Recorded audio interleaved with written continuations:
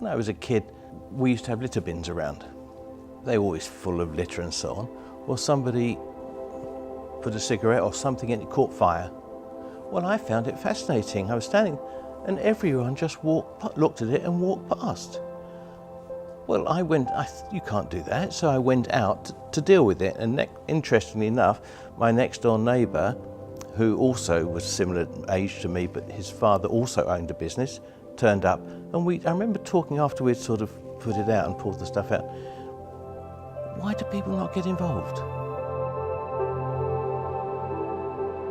I'm not here because by accident, if you like, I asked God where I should go.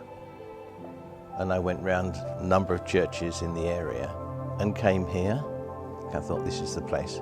Because what I perceive is that God's hand is on this church and there is an anointing on this church to impact the community, which is one of the messages we talk about here all the time. The reason I got involved with number 28 was because I saw a need and stepped in. And I like buildings, always have done. I suppose what I like is the creativity of actually transforming something into something that is really nice and attractive. And in number 28, something that can be used.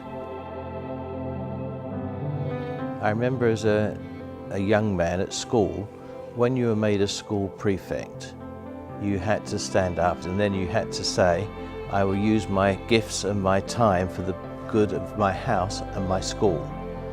And looking back, I suppose, yes, that's what I see, that I use my life for God and the good of my community. So if this is my home church, it would be unusual for me not to get involved.